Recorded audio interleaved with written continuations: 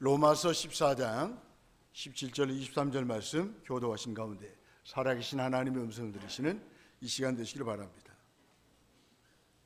하나님의 나라는 먹는 것과 마시는 것이 아니요 오직 성령 안에 있는 의와 평강과 희락이라.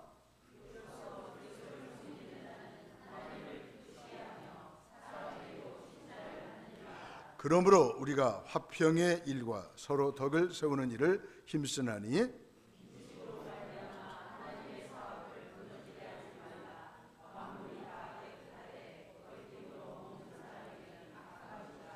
고기도 먹지 아니하고 포도주도 마시지 아니하고 무엇이든지 내 형제로 거리끼게 하는 일을 아니함이 아름다우니라.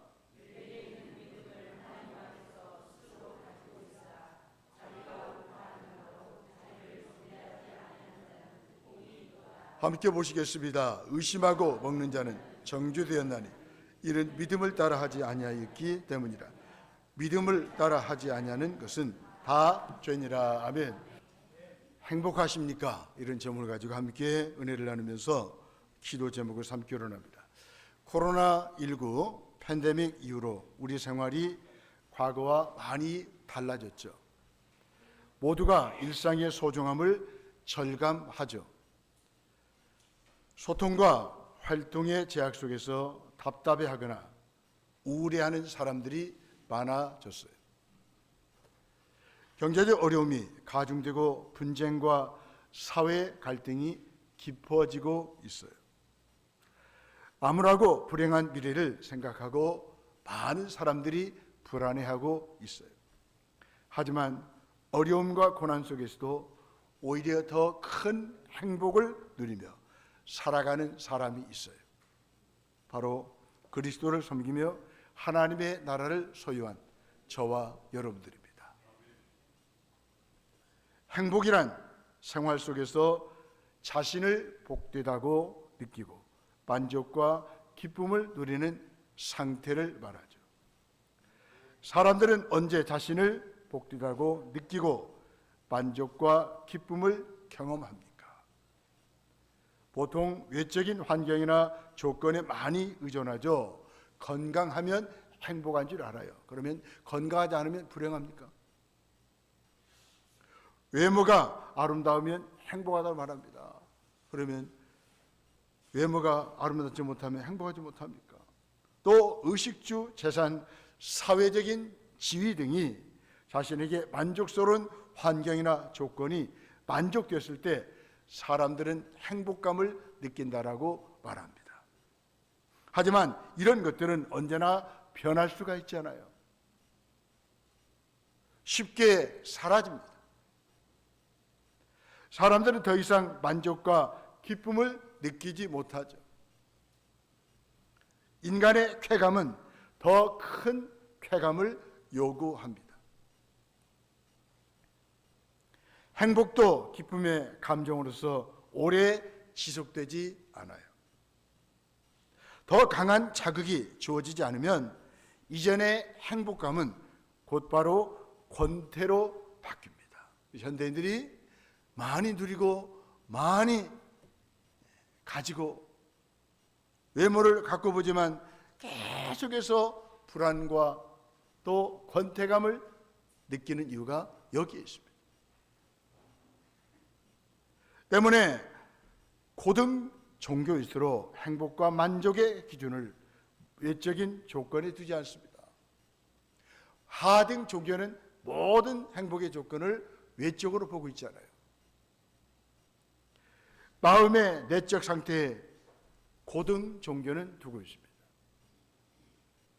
진정한 행복은 외적인 환경이나 조건에 휘둘리지 않고 어떤 환경에서도 자신의 마음과 평온을 유지하는 데 초점을 누리는 일이죠. 성경이 말하는 참된 행복은 본질적으로 하나님 중심의 개념입니다. 하나님이 계시면 행복하고 하나님이 계시지 않은 인생은 행복하지 않다는 거예요. 성경은 계속 말씀합니다. 죄의 가려움을 받고 죄사함을 받은 사람이 행복한 사람이라고 말합니다. 무슨 말입니까? 하나님이 삶의 중심에 계시지 않으면 그 인생은 행복하지 않는 거예요. 그러니까 그런 사람들은 하나님을 믿지 않고 있기 때문에 아파트의 평수는 늘리고 있어요.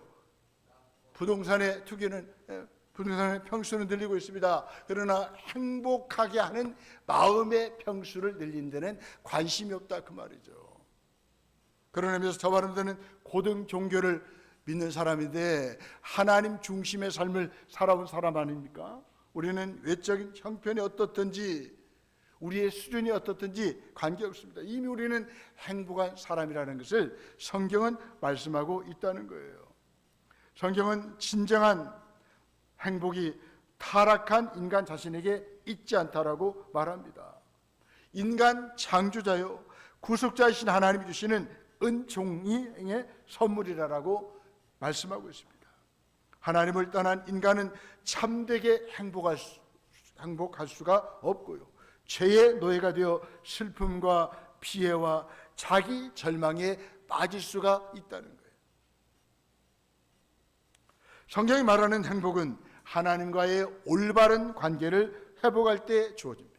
무슨 말입니까? 하나님을 믿을 때 우리에게 진정한 행복이 주어진다는 거죠.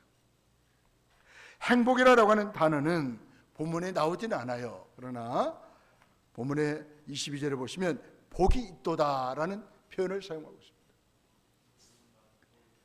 행복을 구성하는 만족과 기쁨 등의 요소들이 본문에 등장하고 있습니다.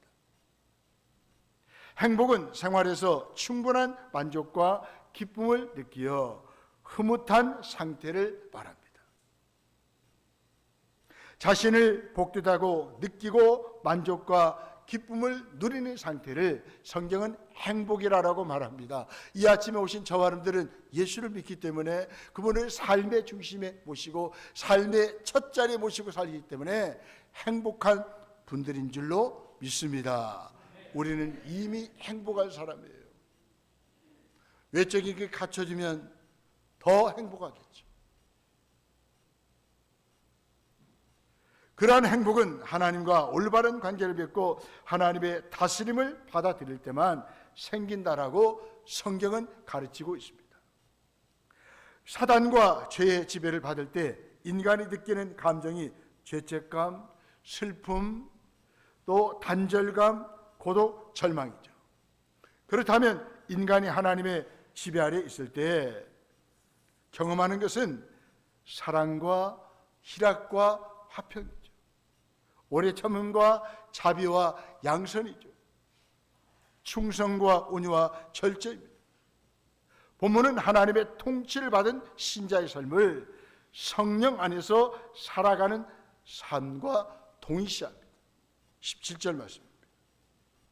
여러분, 진정한 행복은 무엇입니까? 성령 안에서 살아갈 때 그분의 지배를 받고 살아가는 자체를 행복이라고 말하는 것입니다.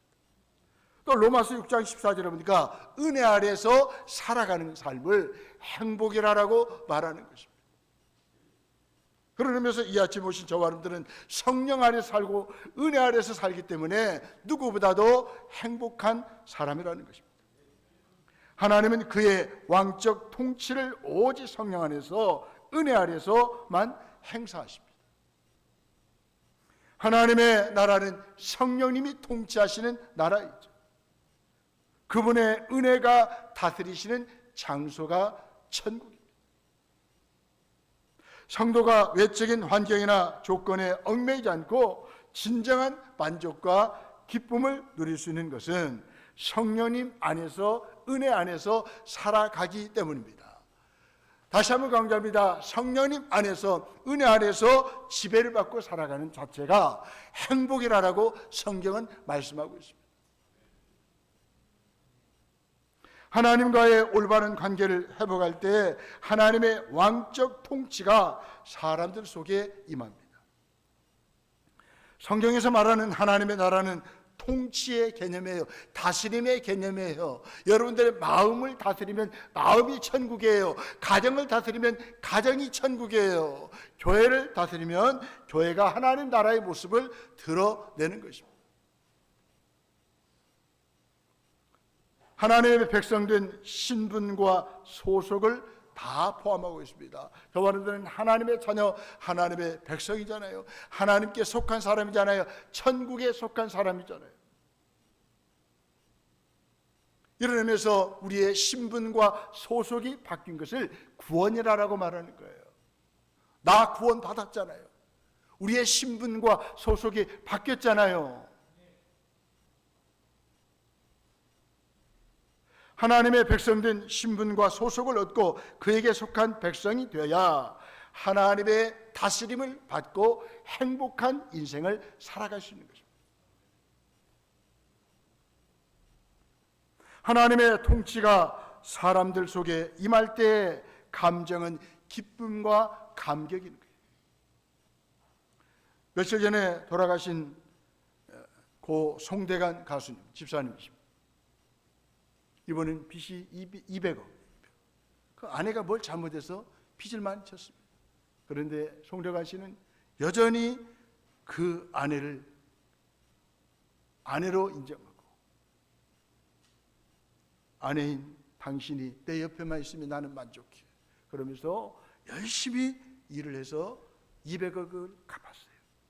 갚으면서 그가 그 일을 통해서 예수를 믿게 됐습니다. 여러분, 그는 진정한 행복을 경험한 것입니다. 200억을 잃으면 불행이 아니라 200억을 잃은 것 가운데서도 행복을 누리며 살아갈 수 있다는, 이게 바로 예수 믿는 사람들에게 주어진 특별한 축복이 아니겠습니까? 천국은 믿음의 눈으로 발견한 사람은 자신의 모든 것을 다 팔 만큼 큰 감격과 기쁨을 소유합니다. 하나님의 나라는 그만큼 자신의 전 생애를 걸 만큼 최고의 궁극적인 가치입니다. 예수님은 우리에게 행복의 나라로 천국을 선사하신 분이십니다. 그런 의미에서 예수님을 소유하고 있으면 다 소유한 것입니다. 예수를 잃어버리면 다 잃어버리는 거예요. 이런 이유 때문에 하나님의 나라는 자주 잔치로 비유하고 있습니다. 잔치는 기쁨과 행복과 배부름과 만족을 표현해주고 있습니다. 그렇습니다. 주님이 나를 다스리시면 내가 천국의 기쁨을 누리게 돼요. 그 안에 배부름이 있어요. 기쁨이 있어요. 만족함이 있어요. 자유함이 있어요. 이것이 행복이란 말이에요. 하나님과 바른 관계를 맺고 있는 상태를 성경은 행복이라고 말하는 것입니다. 본문에서 하나님의 나라를 신자의 내면 생활에 연결시키고 있습니다. 하나님의 나라는 먹고 마시는 행위에 있지 않다라고 말씀하고 있습니다. 그러나 세상 사람들은, 예수 믿지 않는 사람들은 먹고 마시고 입는 일에 목숨을 걸잖아요. 그러나 그 안에는 진정한 행복이 없다. 바울 사도는 말합니다. 17절에 보니까 하나님의 나라는 먹는 것과 마시는 것이 아니요 오직 성령 안에 있는 의와 평강과 희락이라. 여러분, 행복의 3대 요소는 의, 평강, 희락입니다. 의가 뭔데요? 하나님과 바른 관계를 맺고 살아가는 거예요. 하나님의 뜻을 따라 살아가는 것을 성경은 의라라고 말하는 것이죠. 이런 하나님과 바른 관계가 되어 있는 상태를 성경은 행복이라고 말합니다. 이런 사람은 평강을 누립니다. 희락을 누리죠. 외적인 기쁨, 내면의 기쁨을 누리면서 살아갈 수 있다는 거예요.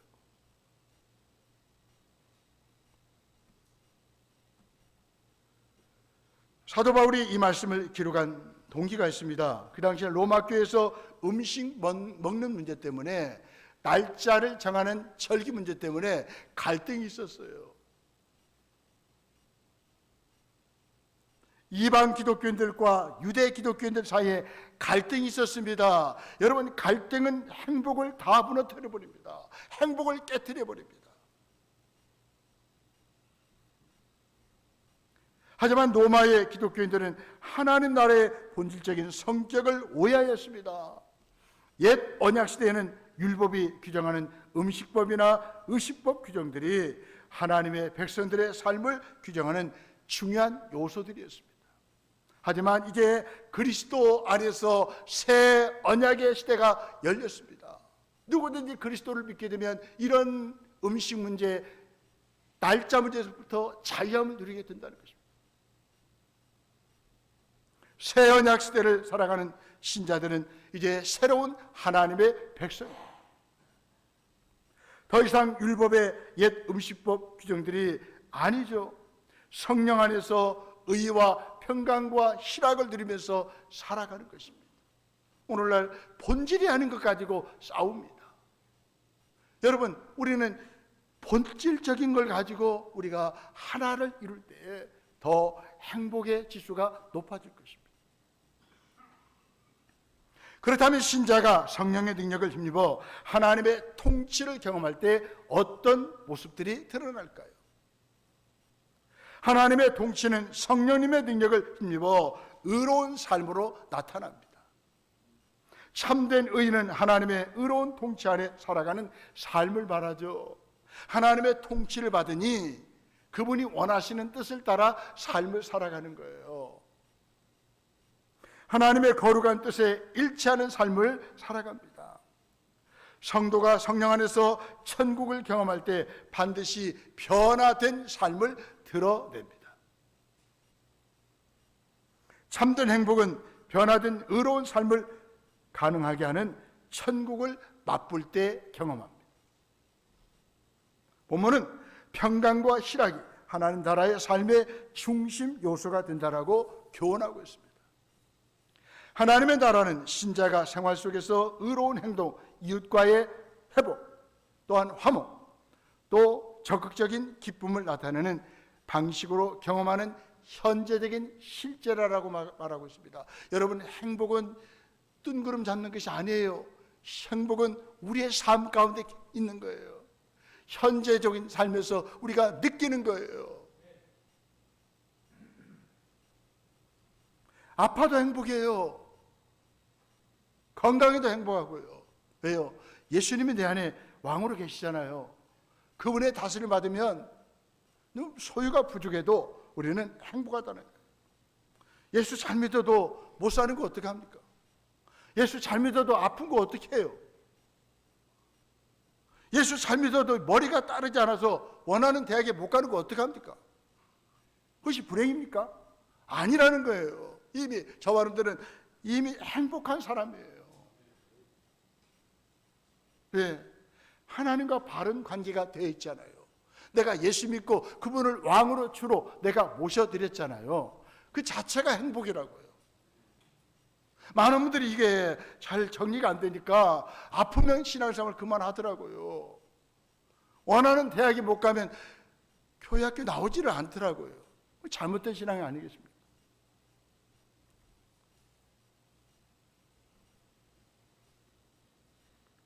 그리스도를 섬기는 사람들은 하나님을 기쁘시게 할 뿐만 아니라 사람들에게도 존경을 받습니다. 우리 성가대 18절 말씀 읽어보세요. 시작.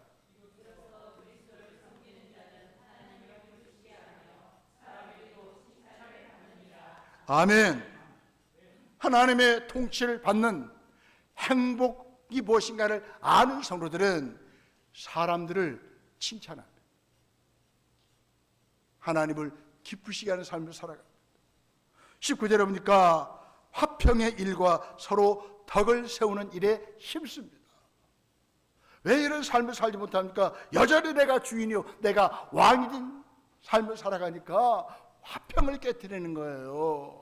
서로 높아지기를 좋아하는 거예요. 크기를 좋아하는 거예요. 그러나 왕이신 주님의 통치를 받게 되면 그리스도를 섬기는 성도는 늘 행복한 삶을 누리며 살아가는 거예요. 그런 사람들의 특징이 무엇입니까? 화평의 일을 힘씁니다. 덕을 세우는 일에 힘을 씁니다. 여러분, 예수 믿으니까 달라지던데요. 왕신 예수님의 통치를 받으니까 우리의 삶이 달라지던데요.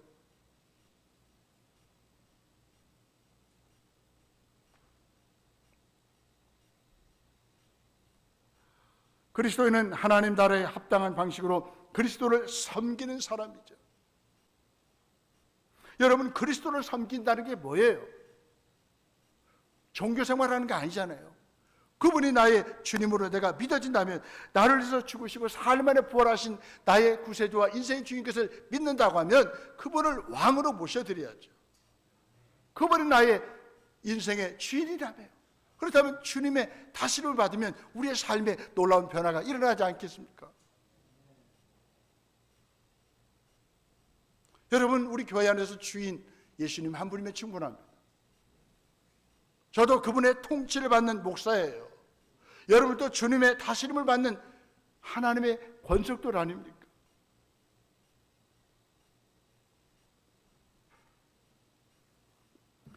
신자들은 공동체 안과 밖 어디서나 남들에게 칭찬을 받을 만한 행동을 해야 돼요. 이것이 행복을 위한 기초예요. 그리스도를 섬기는 사람은 다른 사람을 섬기게 되어 있습니다. 행복은 좋은 외적 환경과 조건이 자신에게 주어지는 소극적인 만족과 기쁨이 아니에요. 성령 안에서 하나님의 왕적인 통치를 받아들일 때 주어지는 적극적인 기쁨이에요. 아파도 기뻐요. 송대관 가수처럼 잃어버려도 기뻐요. 왜? 주님은 나와 함께 하시니까. 오히려 잃어버렸을 때 더 충만한 기쁨과 행복감을 느낄 수 있다는 거예요.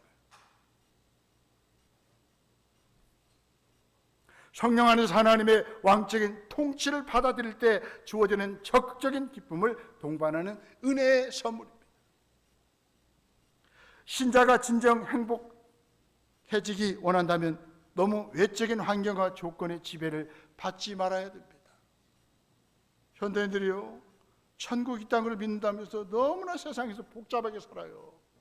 여러분, 천국이 확신되면, 천국이 믿어지면 이 세상의 삶이 단순해져야 돼요.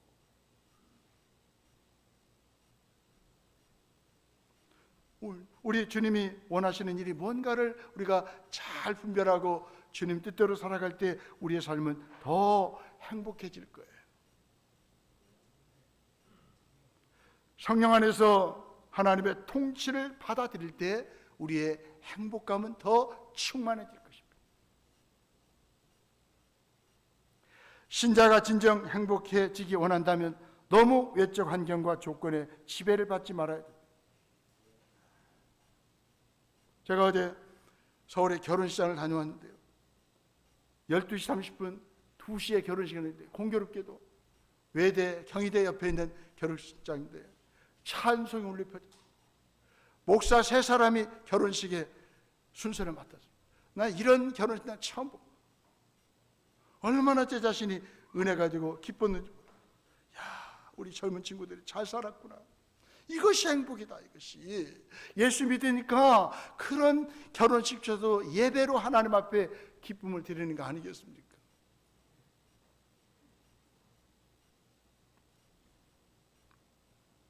여러분, 행복은 이미 우리에게 주어져 있어요. 그리스도의 통치, 다스림을 받으면 받을수록 이 행복은 더 충만해지는 거예요.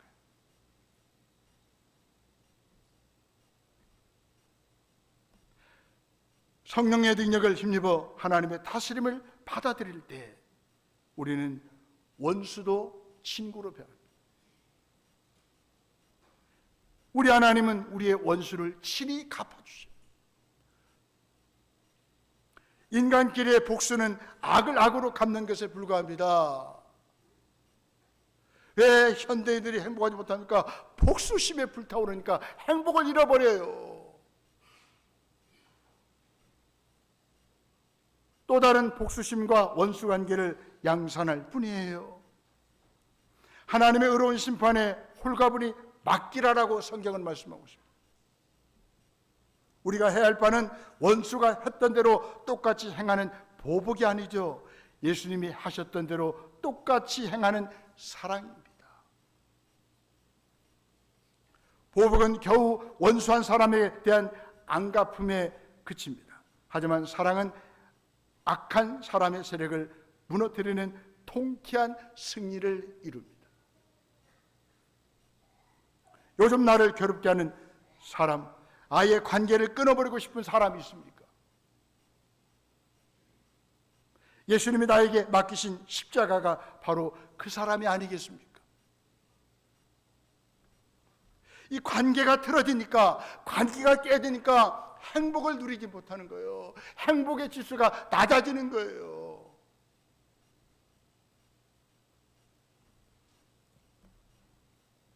예수님이 나에게 맡기신 십자가가 바로 그런 사람의 사실을 깨닫고 우리는 그런 사람으로서 축복해 줘야 돼요. 교회 공동체 안에서 사랑이 잘 드러나야 합니다. 형제 자매가 서로 사랑하며 좋은 관계를 맺어야 합니다. 무엇보다도 우리 안에 있는 사랑으로는 하나님이 기뻐하시는 사랑을 실천할 수가 없습니다. 사랑의 능력을 공급받기 위해 주님을 사랑하며 섬기는 일에도 열심을 내야 합니다. 그럴 때 그 주님이 우리에게 사랑할 수 있는 능력을 주는 거예요. 사랑하니까 행복하는 거예요. 관계가 깨져버리면 불행해요. 저와 여러분들은 하나님과의 바른 관계를 맺고 있기 때문에 모든 사람들과도 뭘 해야 됩니까? 화목하셔야 됩니다.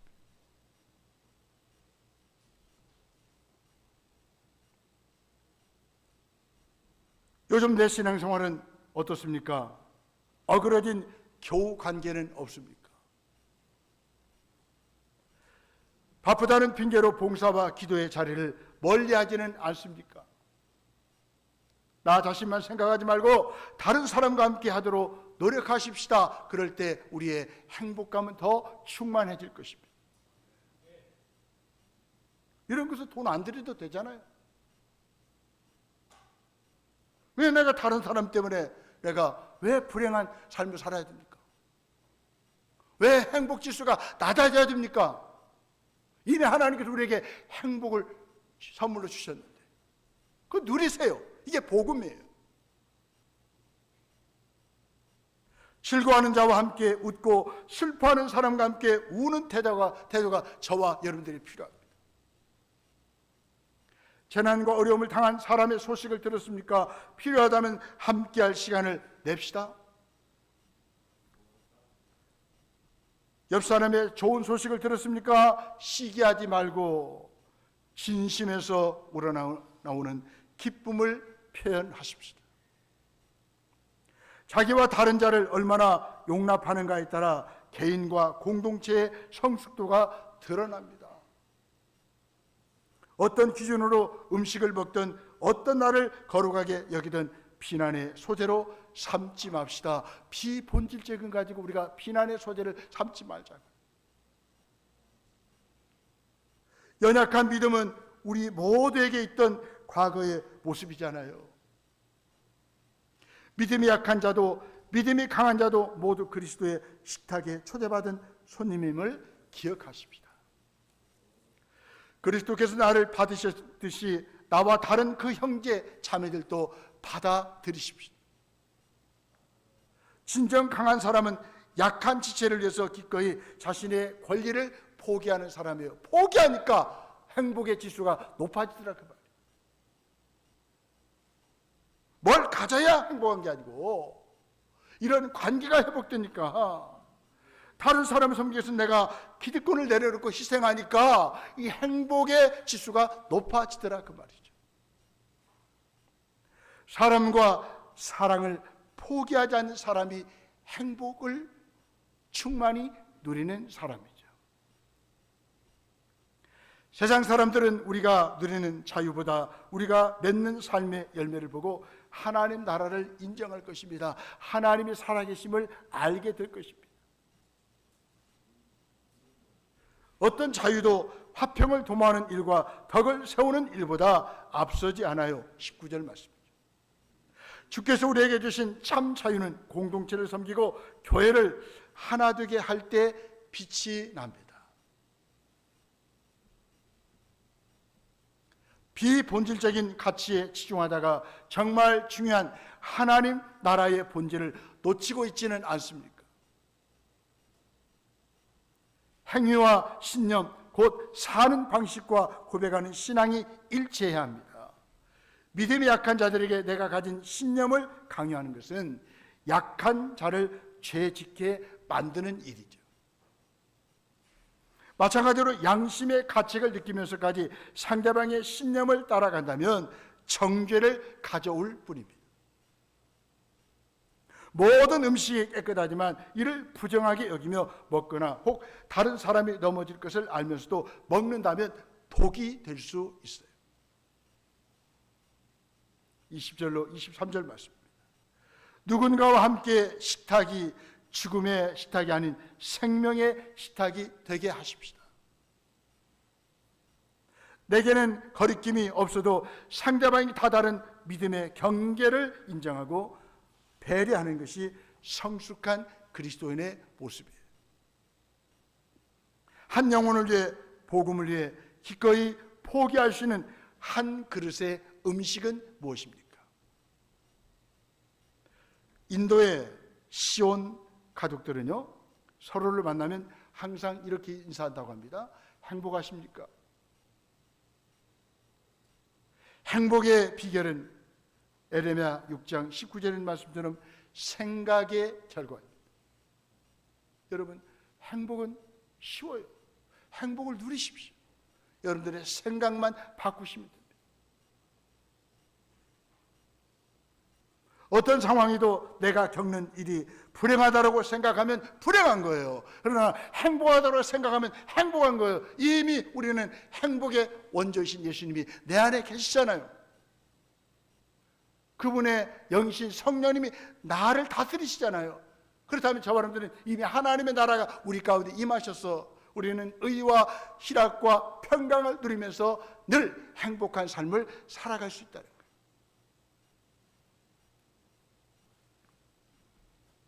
참된 행복은 그리스도 안에서 성령의 능력으로 임하는 하나님의 의로운 통치를 받아들일 때만 맛볼 수 있는 은혜의 선물입니다. 하나님과 바른 관계를 맺고 이웃과 바른 관계를 이룰 때 내면의 삶에 참된 만족과 기쁨, 즉 행복을 맛볼 수 있습니다. 사랑하는 성도 여러분, 여러분은 행복하십니까? 제가 행복하십니까? 물어보면 인도의 시온 가족들처럼 행복합니다라고 대답하시면 되겠어요? 예, 행복합니다. 대답하시면 되겠어요? 네. 행복하십니까? 네. 아멘.